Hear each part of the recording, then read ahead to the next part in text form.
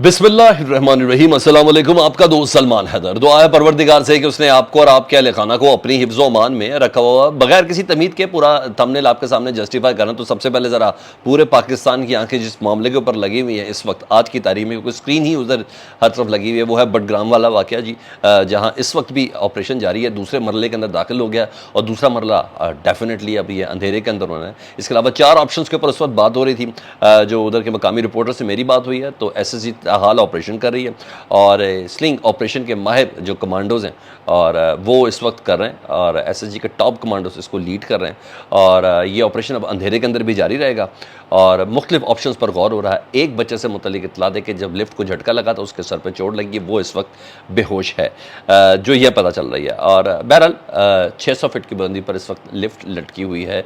दुआ यही है परवरदिगार इन तमाम अफराद को खैर आफियत के साथ अपने घर पर आने की तौफीक अता फरमाए, लेकिन बहरहाल नासमझी में कोई बड़ा ऐसा ऑपरेशन ना हो जाए कि जिसमें कोई जानी नुकसान हो जाए, क्योंकि आप जो मर्जी दुनिया की जो मर्जी स्क्रीन अगर ट्यून करें तो कहीं ना कहीं ये खबर ज़रूर है कि पाकिस्तान में इस वक्त ये रेस्क्यू ऑपरेशन है। ये हर लिहाज से डेफिनेटली अव्वल तो ये हादसा होना ही नहीं चाहिए था।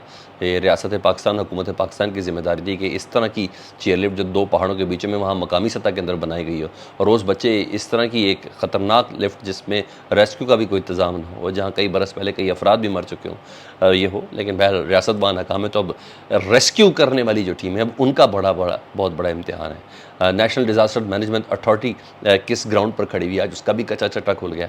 तो बहरहाल बिल आखिर SSG के कमांडो स्पेशल सर्विसेज ग्रुप जो है वो इस वक्त इस ऑपरेशन को सर अंजाम दे रही है। तो बस देख लें कि पाकिस्तान में दरअसल काम करने की कैपेसिटी किसके पास है, किस इदारे के पास है और कौन सबसे ज़्यादा इक्विप्ड है, तो वही इदारा है जो इस वक्त काम कर रहा है। बहरहाल इस वक्त सांसें अटकी हुई हैं तमाम की, तो मैंने कहा मैं वो अपडेट आपको ज़रूर दे दूं, क्योंकि उससे बजाय मैं पहले दूसरी चीज़ें बताता तो वो ज़रा बुरी बात हो। तो ये इस वक्त टॉप है और सुबह तकरीबन 7:45 बजे से ये लिफ्ट फंसी हुई है।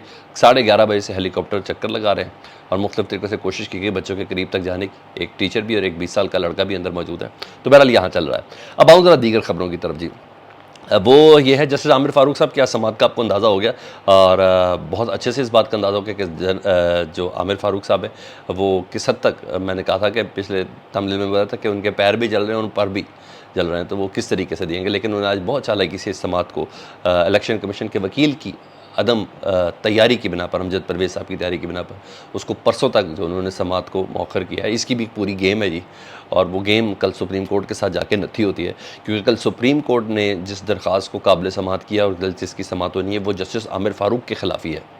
यानी जस्टिस आमिर फारूक के ख़िलाफ़ जो दरख्वास्त है ना, वो कल सुप्रीम कोर्ट में ज़ेर समात है और शायद जस्टिस आमिर फारूक साहब कहता है ये फ़ैसला मेरे से नहीं सुप्रीम कोर्ट की तरफ से आ जाए, उसी तरह जिस तरह 9 मई को इमरान खान साहब को गिरफ़्तार किया गया था। शायद मेरी तरफ से जो उसके बाद तारीख़ में तो नाम जस्टिस आमिर फारूक साहब का तो लिखा ही गया है सारी ज़िंदगी के लिए, तो वो कह रहे हैं कि शायद मेरी बजाय सुप्रीम कोर्ट ही इसका कोई फ़ैसला दे दे और इसलिए उन्होंने एक दिन के लिए इसको मौखर कर दिया। नहीं तो कोई चीज़ ही नहीं थी। परसों भी वही होना था जो आज होना था। जिस तरीके से इमरान साहब के वकला कॉन्फिडेंट थे, जिस तरीके से नईम हैदर पंचोथा कॉन्फिडेंट थे, जिस तरीके से लतीफ़ खोसा साहब कॉन्फिडेंट थे, और लतीफ़ खोसा ने तो यहाँ तक कहा था कोई भीख थोड़ी मांग रहे हैं यार, आप फैसला इमरान खान के खिलाफ ही दें, लेकिन दे दें, ख़त्म करें ताकि हम सुप्रीम कोर्ट जा सकें। मगर वहाँ मामला ये है कि 16 सितंबर तक इसको खींच रहा है ना कि कहीं सुप्रीम कोर्ट से इमरान खान साहब को रिलीफ ना मिल जाए। हाई कोर्ट हाथ खड़े करेगी, हाई कोर्ट कोई फैसला देगी तो तब जाके सुप्रीम कोर्ट में होंगे। और ये कहते इन्होंने अगस्त की 22 तारीख ले आए हैं। ये है सारी गेम। इस तरीके से इस पैराई के ऊपर अपने जहन के अंदर रखना है कि तब सुप्रीम कोर्ट में चीफ जस्टिस साहब नहीं होंगे। तो इस वजह से ये गैर मामूली देरी है। अगर आपको मेरे 10-12 रोज़ के वीलॉग्स याद हों तो मैंने आपको कहा था कि पूरी टेक्निक, पूरे प्लान, पूरे पैटर्न के साथ ये सारा मामला आस्ता आस्ता मूव करता हुआ जा रहा है। तो बहरहाल कल सुप्रीम कोर्ट इसको हेयर करती है। आप सुप्रीम कोर्ट ने 9 मई को भी जस्टिस आमिर फारूक साहब को गलत साबित किया, रॉन्ग साबित किया, उनके फैसले को गलत साबित किया। करने के बाद उन्होंने इस तमाम चीज़ को अंडू किया और फिर इमरान खान साहब की रिहाई हुई थी। मगर उस दौरान पाकिस्तान का बहुत बड़ा नुकसान सान 9 मई की वजह से हो चुका था, जो आज तक हम भुगत रहे हैं। और अगर कहीं ना कहीं अगर 9 मई का ज़िम्मेदार, अगर मेरे पे कोई कंटेप्ट ना लग जाए, मुझे कोई पकड़ के ना ले जाए, अगर मुझे कुछ ना हो जाए, तो इन तमाम चीज़ों के बावजूद मैं कहता हूँ 9 मई का ज़िम्मेदार अगर कोई और नहीं तो इस्लामाबाद हाई कोर्ट के chief justice justice Aamir Farooq साहब हैं। अगर वो उस दिन वो फ़ैसला ना देते, इमरान खान साहब की गिरफ़्तारी के हवाले से वो इजाज़त ना देते, اور کمانڈوز کی ٹیم عمران خان صاحب کو اسلام آباد ہائی کورٹ کے حدود سے نہ لے کے جاتی تو شاید پاکستان 9 مئی نہ دیکھتا، شاید پاکستان اس قسم کے حالات کو نہ دیکھتا جو آج پاکستان کے حالات ہیں۔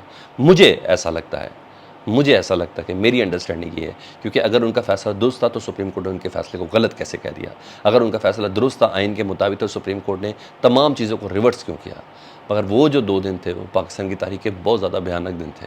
پاکستان کی سب سے بڑی مقبول جو جماعت ہے، مجھے نہیں پتا کہ اس حد تک بھی کوئی باریکی سے سوچ سکتا ہے، مگر پاکستان کی سب سے مقبول ترین جو جماعت ہے وہ اس وقت جس طریقے سے چل رہی ہے اور جس طریقے سے اس کو لے کے جایا جا رہا ہے، عمران خان صاحب جو اندر یہ تمام چیزوں کے پیچھے 9 مئی ہے۔ اگر 9 مئی ہے تو 9 مئی جسٹس عامر فاروق صاحب کی تاریخ کے ساتھ نتھی ہے، اس کے بغیر کچھ نہیں۔ خیر میں آگے بڑھ جاتا ہوں جی۔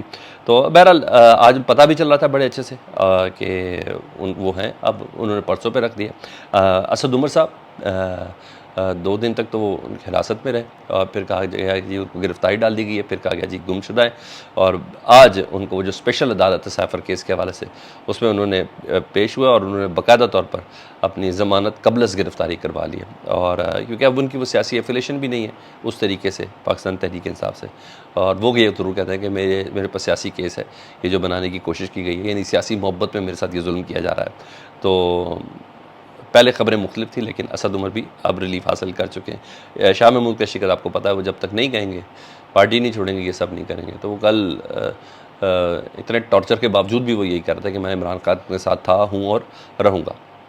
تو بہرحال اب جہاں یہاں یہ سارے دلائل ہوئے تو وہاں آپ کو سپریم کورٹ میں کل ہے، تو اب دیکھتے ہیں کیا ہوتا ہے، کیونکہ خواہش سارے سسٹم کی یہ ہے کہ 16 ستمبر تک عمران خان صاحب کے کیسز جو ہے نا وہ اسی طرح ٹنگے رہیں، کوئی بیمار ہو، کسی کو ڈائریا ہو، کسی کو فوڈ پوائزن ہو، کسی کو ڈرپ لگ رہی ہو، کسی کے سر میں درد ہو، کوئی پرانے علاج کرا رہا ہو، کوئی ہفتہ وار، کوئی سالانہ چھٹیوں کے اوپر ہو۔ بہرحال کوشش تو یہ ہے۔ بشرا بی بی کی ملاقات ہوئی جی اٹک جیل میں، اچھی بات ہے، منگل کا دن تھا، ان کی ملاقات تھی۔ زیادہ اچھا ہوتا کہ ان کے وکلاء کی ٹیم کی بھی ملاقات کرتے، مگر وہ ذرا ان کے لیے جمعرات کا دن فکس کیا ہوا ہے۔ تو بشرا بی بی کی ملاقات ہوئی، میں نے کہا میں یہ آپ کو دے دوں۔ زرتاج گل گرفتار تو نہیں لیکن ان کے گھر پہ چھاپا مارا گیا، اور کیونکہ سپوکی تو وہ بھی بہت زیادہ تھی، تو آج کل تو وہ گراؤنڈ ہوئی تھی، اور عمران خان صاحب نے خود بھی کہا تھا کہ جو بیرون ملک میرے لیڈرز ہیں وہ ادھر ہی رہیں، واپس آئیں گے تو گرفتار کر لی جائیں گے جس طریقے سے ہی ہے۔ تو زرتاج گل کی گرفتاری کے لیے چھاپے مارنا شروع کر دیے گئے، یہ بھی ایک ٹارگٹ ضرور ملا ہوا ہے۔ اور ایک انٹرسٹنگ چیز جو میں نے کہا میں آپ کو آخر میں بڑا کوئکلی جلدی سے بتا دوں، وہ ہے آپ کو پتا ہے ترنول پھاٹک پہ، ترنول کے اوپر پی ٹی ایم نے ایک جلسہ کیا تھا، اس میں منظور پشتین سمیت ایمان مزاری بھی ادھر موجود تھی، اور علی وزیر، ان سب کی کم و بیش ایک جیسی تقریریں تھیں، اور پاک فوج کے حوالے سے جس طریقے سے مغلظات بکی گئی تھی، تو منظور پشتین کے اوپر کیا ہوا یہ تو مجھے آج تک کوئی بتاتا بھی نہیں ہے، کوئی بات بھی نہیں کرتا۔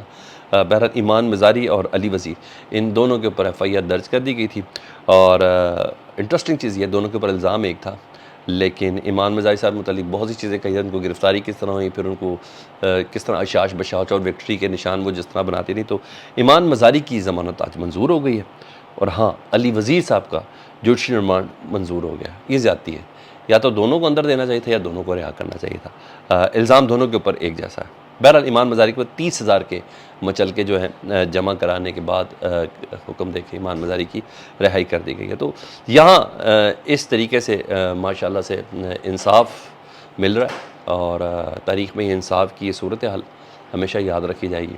عمران خان قید ہو کے بھی آزاد ہے، اور یہ آزاد ہو کے بھی مجھے کیوں ایسا لگ رہا ہے جیسے قید ہے۔ آج کی سماعتوں میں نابینا بینا ہوا ہے اسلام آباد ہائی کورٹ کی، آج کی سماعتوں میں گونگے کا دل کر رہا تھا کہ میں بولوں، پتہ نہیں لوگ کب بولیں گے۔ فیڈ بیک سے مطلب ضرور آگاہ کیجیے گا، اپنا بہت خیال رکھیں۔ اللہم صلی علی محمد و آل محمد۔